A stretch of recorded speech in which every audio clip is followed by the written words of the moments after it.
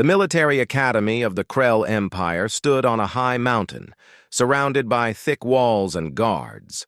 Commander Teo walked through the long corridors, his footsteps making echo sounds on the cold metal floor. He had been in charge of this place for 5 years, and he was proud of the work done here. The academy trained soldiers and weapons. It trained things that could kill. Today was special. Today, something new was coming. Teo entered the observation deck, a large room with thick glass windows that looked down into a training chamber below. Inside that chamber, 5 large creatures sat in cages. These were the Vexthari, the apex predators of the Krell Empire. They were the most powerful creatures in all the galaxy. Each one had 6 strong legs, long claws that could cut through steel, and teeth that could tear apart anything alive. Their bodies were dark and covered with thick skin. Their eyes were bright and intelligent. The Vexthari were not simple animals. They could think. They could plan. They could understand complex commands. The Krell had discovered them 300 years ago on a distant planet, and they had been using them as weapons ever since. Wars had been won because of the Vexthari. Whole planets had been conquered. But there was a problem. The 5 cubs in the cages below were young, only 3 years old. In Vexthari years, this made them like teenagers. They were already twice the size of a grown human, and they would grow much larger. Their claws were already sharp enough to kill. Their minds were already awake and learning. These 5 were special. The Krell scientists had selected them for an important training program. They needed to learn to kill a specific kind of enemy. They needed to learn to kill humans. Dr. Hei-Wan came to stand beside Teo. She was a tall woman with dark eyes and a serious face. She wore the white coat of a scientist, and she carried a small device in her hand. This device recorded everything that happened in the training chamber, every movement, every sound, every moment of learning or failure. "They are ready to begin," Hei-Wan said quietly. Teo nodded. "And the human?" "Being brought from the holding area now," Hei-Wan replied. "He is a soldier, a strong one. The humans call him Minho. He was captured during the border conflict 3 weeks ago. He is in good health." The border conflict. Yes, Teo remembered hearing about it. A human ship had crossed into Krell space by accident or on purpose. No one knew for sure. But the result was clear. The humans were advancing. They were building ships and weapons. They were spreading across the stars. And the Krell Empire needed to prepare for what might come next. This training program was about preparation. If the Vexthari could be taught to hunt humans, to see them as prey instead of as something complex and difficult, then the Krell would have the perfect weapons for any war that came. Below the observation window, doors opened at the far end of the chamber. Guards in heavy armor walked forward, leading a human man. The human was smaller than the Vexthari, much smaller. He was thin and did not have the thick skin or claws that the creatures had, but his eyes were alert and smart. He looked around the chamber, seeing the 5 large predators in their cages. He did not show fear, though anyone could understand why he would be afraid. The guards took Minho to the center of the chamber and gave him simple tools, a staff, a knife. These were weak weapons compared to what the Vexthari could do. The guards left the chamber and sealed the doors. Hei-Wan touched buttons on her device. The cages began to open. The first Vexthari cub stepped out slowly. It was a female, and Hei-Wan called her Kessa. The creature's body was dark purple, almost black. Her claws made scratching sounds on the chamber floor as she moved. Her eyes fixed on the human. Minho raised his staff and took a fighting position. Kessa moved forward. She was fast, faster than something so large should be able to move. She hissed, a sound like 100 snakes. The human dodged to the side and struck at her with the staff, but it bounced off her thick skin without causing any real hurt. Kessa turned and came at him again. For 10 minutes, the human and the creature fought. Minho was skilled. He moved and fought like a soldier who had been trained for combat. He aimed at the soft places on the Vexthari's body. He used the environment, the walls, and equipment in the chamber to help him. But he was no match for the creature's speed and strength. Just when it seemed the human would surely be killed, HFY pressed another button. Kessa stopped. The other 4 cubs were still in their cages, watching with interest. Kessa did not try to finish the human. She simply stopped fighting and moved to the side. Minho breathed hard. His body was hurt, and blood ran from several cuts, but he was alive. "Why did she stop?" Teo asked. "We stopped her," HFY explained. "This is the first day of training. We must control how much she sees the human as prey. We condition them slowly. Attack, stop, reward. Attack, stop, reward. Eventually, they will see the human only as something to kill, but it must be done with care. The process takes weeks." Teo watched as the guards came back and took Minho out of the chamber. The human limped and needed help to walk. The guards cleaned his wounds and gave him food and water. They wanted to keep him alive for the training. The Vexthari needed to practice on a living creature. In another part of the facility, a young man named Kilsu was assigned to help with the training. Kilsu was only 25 years old, and this was his first real job as a trainer. He was nervous and careful and paid close attention to everything. He took notes and studied the creatures and the human with great interest. That first night, after everyone else had left the training chamber, Kilsu stayed behind to clean and check on the equipment. As he worked, he heard sounds from where the Vexthari cubs were kept in their rest cages. The creatures were making noises, soft sounds that the older trainers said were just sleeping noises. But Kilsu thought they sounded different. The cubs seemed to be making voices to each other like they were talking, like they were discussing what had happened that day. He looked through a small window into the cages and saw something strange. The 5 cubs were grouped together, close against each other, even though they had separate cages. They were as close to each other as the cages allowed. And they seemed calm, not angry, not hungry, just calm. Kilsu made a note of this in his personal journal. He did not know why, but something about what he was seeing seemed important. Something felt wrong about the whole training program, but he could not say what exactly. The cubs were supposed to be learning to be killers. But every time they looked at the human, there was something in their eyes that did not match what they were supposed to be learning. That night, Kilsu wondered what would happen next. The training had only just begun. 5 weeks of conditioning stretched ahead, and no one knew what the outcome would be. The young trainer did not know yet that he was about to witness something that would change everything he believed about the creatures, about humans, and about the nature of life itself. 3 weeks had passed since the training began, and the facility had become a place of strange patterns and confusing results.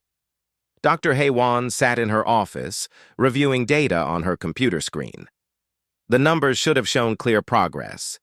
The Vexthari cubs should have been showing increased aggression toward the human. The data should have demonstrated that the creatures were slowly learning to see Minho only as prey. But that was not what the numbers said at all. Each day, the training session followed the same pattern. 1 or more of the cubs would attack the human. The fight would go on for several minutes. Then HFY would press the button that released a mild electric signal to the cubs' training collars, forcing them to stop. The training would end, and Minho would be taken away for medical treatment. The data showed that the attacks were becoming shorter, not longer. The creatures were showing less interest in actually killing the human, not more. It made no sense to HFY. She was a scientist, and science required that experiments follow logical patterns. These cubs were not following the expected patterns. She decided that she needed to increase the intensity of the training. The creatures simply needed more encouragement. Kilsu, meanwhile, had become something like a spy in his own workplace. Every night after the facility closed, he would review the security camera recordings. He kept detailed notes in a hidden journal. He watched how the cubs behaved when they thought no one was looking, and what he saw disturbed him more with each passing day. The cubs were not acting like killers in training. They were acting like they were confused and scared. When they attacked Minho during training sessions, their attacks lacked real intention. A true predator would aim for the throat, the soft belly, the places where death would come quickly. These cubs avoided those places.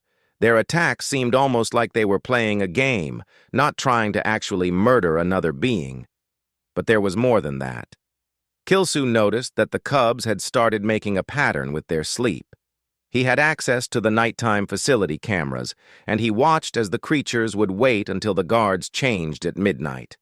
At that moment, they would somehow manage to unlock or manipulate their cage locks.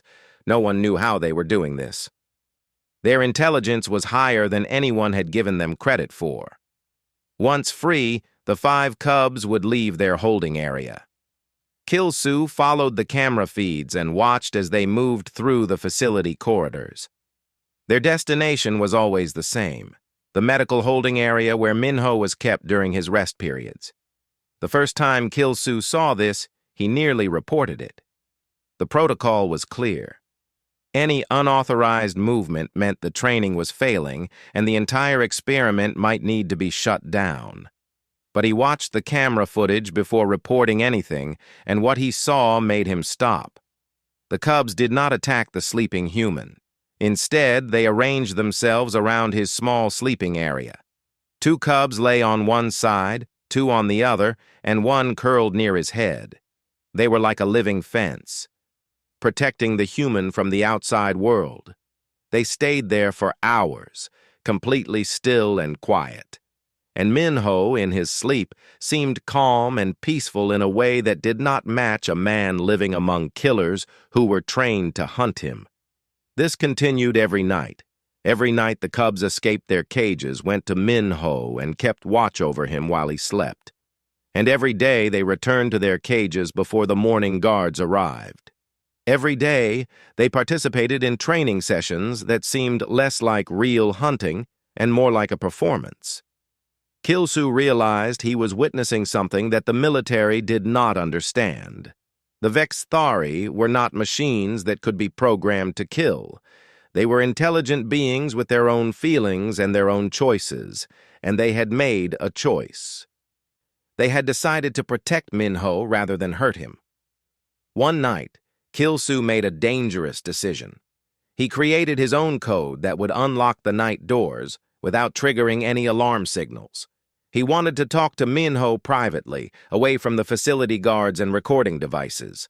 He found the human in the medical area, awake and reading an old book. "Minho," Kilsu said, speaking in the human trade language that few Krell bothered to learn. "I need to ask you something about the creatures." The human looked up, startled. But he did not seem afraid. He had seen Kilsu many times during the training sessions, and he seemed to understand that the young trainer was not like the others. "Have you noticed anything strange?" Kilsu continued. "Anything unusual about the cubs?" Minho was quiet for a moment. Then he nodded slowly. "They do not want to hurt me," he said.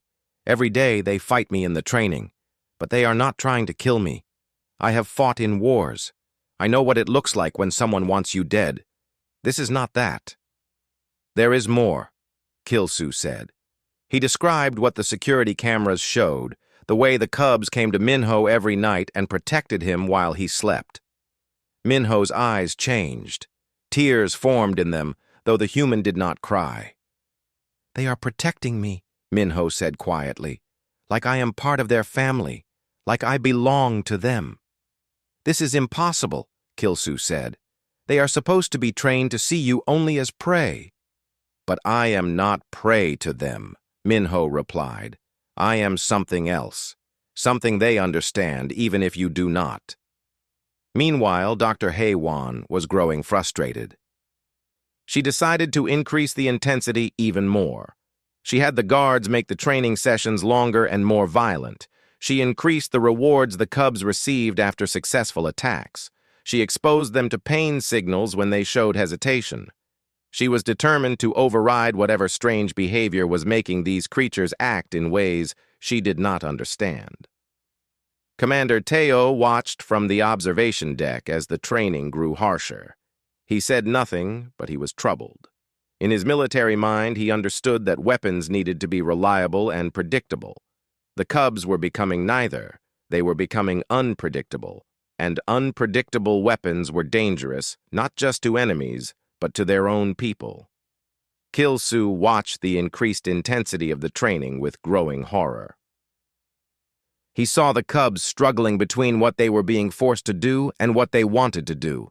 He saw Minho becoming weaker from increased injuries, and he made a decision that would change everything. He would find a way to save them. All of them, the human and the 5 cubs.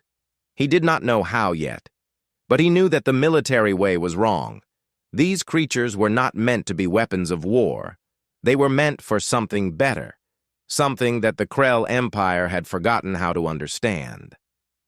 That night, as Kilsu watched the 5 cubs come to Minho's sleeping area again, arranging themselves like a protective family around the injured human, he understood.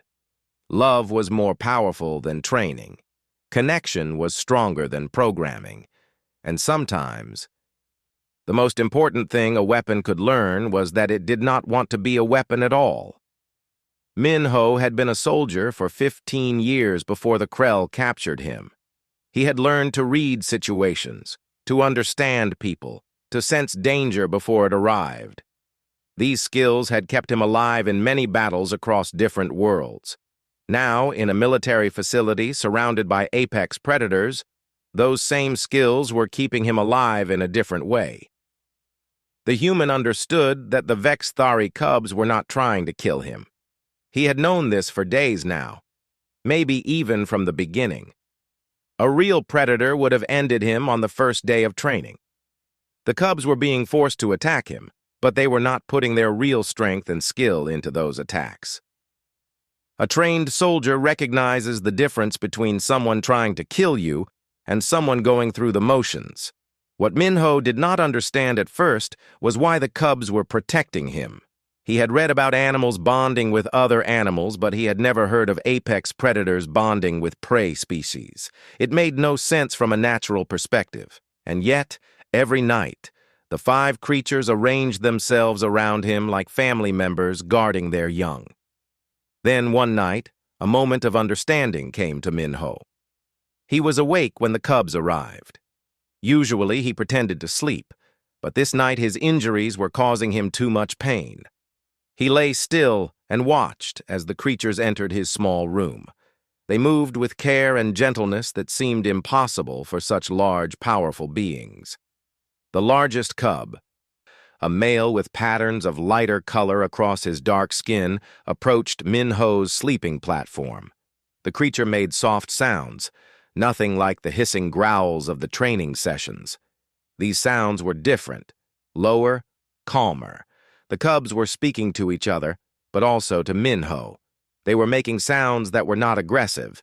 The male cub lowered himself to the ground beside the human. The other 4 cubs formed a circle around them both. And Minho realized something important. The cubs were not protecting him from external danger. They were protecting him from themselves. They were fighting against their training, against the harsh conditioning that was being forced upon them. They were staying close to make sure that even if something happened to their minds during the day, even if the training took over, they would remember at night.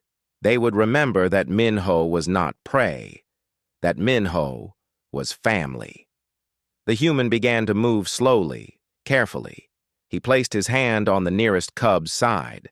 The creature did not pull away. The cub's skin was warm and covered with very fine scales that felt smooth under his fingers. The cub made a soft sound, almost like a purr, and pressed closer to the human's touch. For the first time since arriving at the facility, Minho began to cry. These creatures, designed and bred to be killing machines, had chosen compassion instead. They had chosen him over their programming. They had chosen love. As the night passed, Minho talked to the cubs in quiet whispers. He could not know if they understood his words, but they seemed to understand his voice and his intentions. He told them about his life before capture, about the people he had loved, about the strange feeling of being far away from home. And the cubs listened. They stayed close. They were present with him in a way that his own military commanders had never been. When the morning guards arrived, the cubs had to leave again. They returned to their cages and became the creatures they were supposed to be. They went to the training chamber and went through the motions of attacking the human. But something had changed for Minho. He was no longer afraid. He was no longer alone. Kilsu observed all of this through the security feeds. He had managed to gain access to more of the facility's systems by hiding a small device in the research office. He watched and recorded everything, building evidence of what was really happening in the training program. He also began to develop a plan. It would be extremely dangerous. If it failed, he would be executed for treason against the Krell Empire. But if he did nothing, what would happen to the cubs? What would happen to Minho? Kilsu requested a meeting with Dr. Hei-Wan. When they met in her office, he came prepared with data, recordings, and analysis. He showed her evidence of the cubs' behavior patterns.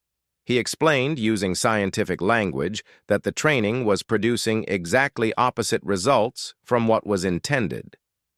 Hei-Wan studied the data carefully. She was a scientist first, and she respected evidence. But what she saw troubled her deeply. "This is not the result of the training," she said. "This is a failure of it. The creatures are bonding with the human. They are seeing him as part of their group, not as prey." "Yes," Kilsu said carefully, "but perhaps that is not actually a failure. Perhaps it is a different kind of success." "How so?" Hei-Wan asked, her voice sharp and suspicious. "Consider," Kilsu continued, "that loyalty is more powerful than hunting instinct. If these creatures can bond this strongly with a human, imagine what that means. They would protect that human with everything they have. They would be more loyal to that one person than to any command given by the Krell. They would die before allowing harm to come to their bonded one." Hei-Wan was quiet, thinking about this. "That is still not what the military wants," she said finally. "They want creatures that will kill on command, not creatures that will bond and create their own loyalties." "No," Kilsu agreed. "The military does not want that. But should we not consider whether the military's ideas about these creatures are correct? Should we not consider whether we are training them to be something they were never meant to be?" Hei-Wan stood and walked to the window of her office. She looked out at the training grounds far below. "If I report this," she said, "the experiment will be shut down. The human will be executed, and the cubs will be sent to be retrained by harsher methods." "Yes," Kilsu said quietly. "And if I say nothing?" Hei-Wan continued. "Then I will need help," Kilsu said. "I will need help to save them." Hei-Wan turned from the window and looked at the young trainer. In her eyes, Kilsu saw something surprising. He saw understanding. He saw someone who, like him, was beginning to question whether they had been wrong about what the Vexthari truly were. "Give me 1 week," Hei-Wan said. "Give me 1 week to gather more data, to document everything carefully. Then we will decide what to do." Kilsu nodded. He did not know what the scientist was planning, but he knew they were no longer alone in their understanding. And sometimes that small act of recognition from one person was enough to change the course of history. Sometimes one person seeing the truth was all that was needed to save others who were trapped in a system built on lies. The order came from the High Council of the Krell Empire on a morning when the sun was barely rising over the facility walls. Commander Teo received it through secure communication channels. The message was short and contained no debate or discussion. The Vexthari Apex Predator Conditioning Program was to be terminated immediately. All test subjects, both creature and human, were to be eliminated by sunset of that same day. The reason given was simple. The program was producing unreliable results. Krell Military Command did not want unpredictable weapons. They wanted creatures that would follow orders without question. If the Vexthari could not be made into such weapons, they were worthless. Better to start fresh with a new approach. Tayo held the message in his hand and felt something heavy settle in his chest. He had spent 5 years of his military career overseeing this facility. He had grown to respect the Vexthari cubs, even if he had been trained from birth to see them as nothing more than tools. And he had also come to respect Minho, the human prisoner who had survived 3 weeks of training without breaking mentally or spiritually. He called for Kilsu and Dr. Heywan to come to his office immediately. When they arrived, he read them the termination order. Neither of them showed surprise. Somehow, they had expected this. "We cannot let this happen," Kilsu said quietly. Teo looked at the young trainer. Normally, such a statement would be treated as serious insubordination. But the commander said nothing. He was past the point of following orders that made no sense. "There is a ship," Heywan said. "A small research vessel. It is docked in the far bay in Section 12. It was supposed to be used to transport specimens for further study. No one will notice if it leaves within the next few hours." "The security systems?" Teo asked. "I can disable them temporarily," Heywan said, "for about 30 minutes. It will be long enough to get the ship prepared and launched. But after that, alarms will sound, and they will know something is wrong." Kilsu was already thinking ahead. "We need to move the cubs and the human now, before the day shift completes and the night shift takes over. During the shift change, there is confusion. People are focused on handing over duties. The cameras can be delayed." "The cubs are kept in secured cages," Teo said. "Moving them will require override codes. If I use my codes, there will be a record." "There will be a record anyway," Kilsu said. "But I might be able to erase it if I have enough time." Teo made a decision. He had spent his entire life following orders, following rules, being the perfect soldier. And now he was about to throw away everything he had built. But as he looked at the determined faces of Heywan and Kilsu, he realized something important. Being a good soldier did not mean blindly following orders. Sometimes being a good soldier meant protecting the innocent, even if doing so meant going against the system you had dedicated your life to serving. "Do it," he said. "I will be in the control room with a medical emergency being reported. All guards will be directed to the northern corridor. You will have approximately 20 minutes. What happened next moved quickly, like a carefully planned military operation, which it was in a sense. Kilsu and Heywan went to the holding area where the 5 cubs were kept. They used Tayo's override codes to unlock the cages. The creatures emerged, confused and cautious. They had not been outside their cages except during training sessions for 3 weeks. "Come," Heywan said to them, speaking in the soft language that she had learned to use with the cubs. "We are taking you to safety." The cubs seemed to understand. They followed her through the corridors, moving with surprising quietness for such large creatures. Kilsu led them, scanning for guards and choosing routes that would avoid detection. They moved quickly through the back passages of the facility, passages that most people did not even know existed. Meanwhile, other guards were being directed to the northern section of the facility, where Tayo had reported a medical emergency that required immediate attention. Of course, there was no emergency. It was a distraction, exactly as planned. Minho was waiting in the holding area where he had been kept. When he saw the cubs, his face changed completely. Relief and joy filled his expression.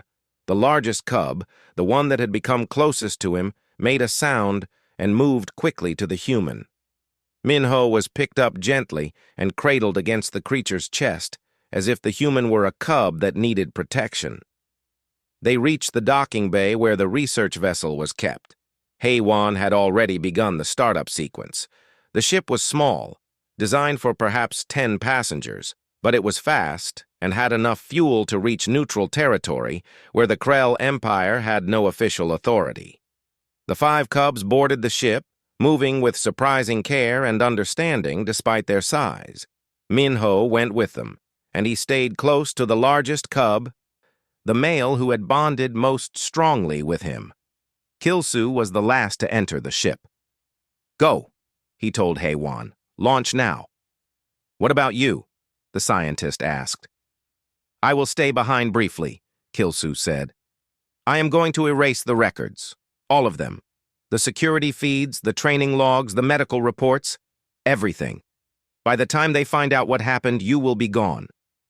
"They will execute you for this," Haywan said. "Perhaps," Kilsu replied. "Or perhaps the confusion will be enough that no one will know exactly who was responsible. Either way, they will be safe. That is what matters." The ship launched within minutes. Kilsu watched from the control room as it rose into the sky and disappeared into the clouds. Then he began his work of erasing the digital records. He was fast, faster than he thought possible. His fingers flew over the keyboard, deleting files, removing logs, corrupting data in ways that would take months to fully repair.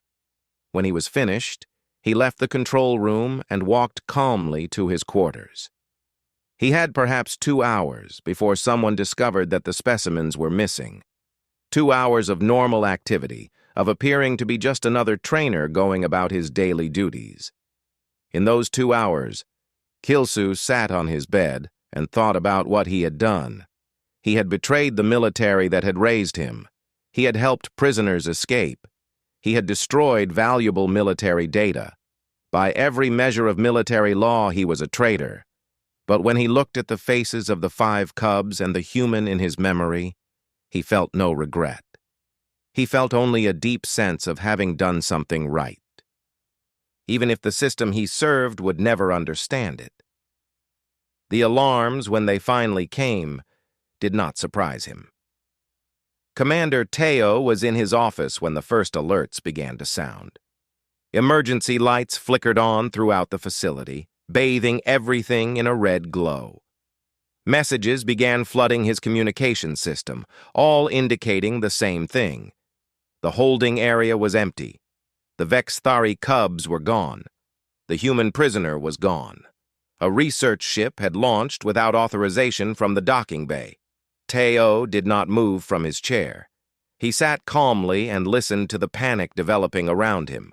Officers were shouting commands. Guards were being mobilized. Security teams were reviewing camera footage, discovering that the footage contained numerous gaps and corrupted files. It would take them time to figure out what had happened, more time than they had. An officer burst into his office. "Sir, we need your authorization to pursue the escaped specimens. We can intercept them before they leave Krell territory." "Let them go," Teo said quietly. "Sir," the officer was confused. "I said let them go," Teo repeated, his voice firm and final. "The program is terminated as of this morning. Those specimens are no longer our concern." The officer stared at him. Then, after a moment, the officer understood. This had not been an accident. This had been planned, and the commander had allowed it to happen. "Yes, sir," the officer said finally, and left the office. Teo leaned back in his chair and closed his eyes. His career was over. There would be an investigation. Questions would be asked. Eventually, someone would trace what had happened back to him. But by that time, the ship would be beyond pursuit. By that time, the cubs and the human would be safe. The small research ship moved through Krell space at high speed, its navigation system programmed to take them to the edge of what was officially mapped and controlled. Inside the ship, the 5 Vexthari cubs occupied the cargo hold, a large space that Haywan had quickly modified to be more comfortable for them. The creatures huddled together in the center of the space, their massive bodies pressed close for comfort and security. Minho sat among them, and he had become the center of their focus. The largest cub, the one Kil-Su had noticed from the beginning, kept the human close. This creature had a name, though the Krell had never bothered to use it. The cub had named himself, in his own language, something that translated loosely to Protective One or Guardian. Minho had started calling him Kor. Kor kept Minho wrapped in his arms, the human held gently against the creature's chest. The other 4 cubs, 2 females and 2 more males, arranged themselves around Kor and Minho, creating a living shelter. They made soft sounds to each other, sounds that seemed like conversation, though Minho could not understand the meanings. But he understood the tone. They were reassuring each other that they were alive, that they were together, that they were safe. Haiwan checked on them every few hours. She brought food, water, and medical supplies. She spent time examining the cubs, checking their vital signs, making sure they were handling the stress of their escape. What surprised her most was their calm. Despite everything they had been through, despite being torn from the only environment they had ever known, they remained peaceful and focused. Their focus was entirely on the human. "They are bonded to you completely," Haiwan said to Minho during one of her visits. "Everything they care about is you, your safety, your health, your happiness. It is more important to them than their own survival. I have never seen anything like this in any species." "They know I was going to die," Minho said. "In the facility, I was going to be executed. They saved my life by choosing to not kill me, by protecting me instead. I belong to them now, as much as they belong to me." "What will you do?" Haiwan asked. "Where will you go?" "There is a human settlement on the other side of the galaxy," Minho said. "A place where we hide from the Krell. We have learned to live among the stars without being noticed. If we can reach there, if we can reach that place, then maybe we can have a normal life. Maybe these creatures can have what they were never supposed to have, a family, a home." Over the following days, the small ship made its way across space. The journey would take nearly a month to reach the human settlement. A month of travel through lonely space, watching the stars wheel around them, moving further and further from Krell territory. During those days, something remarkable happened inside the ship. The 5 Vexthari cubs, brought up in an environment designed to teach them aggression and killing, began to teach themselves something different. They began to teach themselves how to live with a creature they loved. They learned to be gentle. They learned to recognize when Minho was in pain and to help ease that pain. They learned to take turns being close to the human so that each cub got time with their bonded one. They learned to play and to find joy in simple moments, and Minho taught them things in return. He taught them about music, singing songs in his human language that seemed to comfort the creatures. He told them stories about his life, his family, his people. He taught them that there was more to existence than training and conditioning and fighting. He taught them that life could be something beautiful and worth protecting. Haiwan documented all of this in a secret journal that she kept hidden from the ship's main systems. She was creating a record of what was happening, evidence of something the Krell Empire would not want to hear. That their apex predators, created to be weapons, were instead capable of love and compassion and loyalty that went beyond anything a Krell soldier would ever experience. One night, about 2 weeks into the journey, Haiwan went to the cargo hold to check on her charges. What she found there changed something fundamental in her understanding of life itself. The 5 huge creatures were arranged in a circle, with Minho in the center. But they were not moving. They were completely still, and for a moment, Haiwan was afraid that something had happened to one of them. Then she realized what she was actually seeing. The cubs were sleeping, all 5 of them, arranged in a protective formation around the human, were deeply asleep. And Minho was sleeping peacefully in the center of them, surrounded by creatures that had been trained their entire lives to be predators. He was surrounded by creatures that had instead chosen to be family. Haywan stood and watched them for a long time.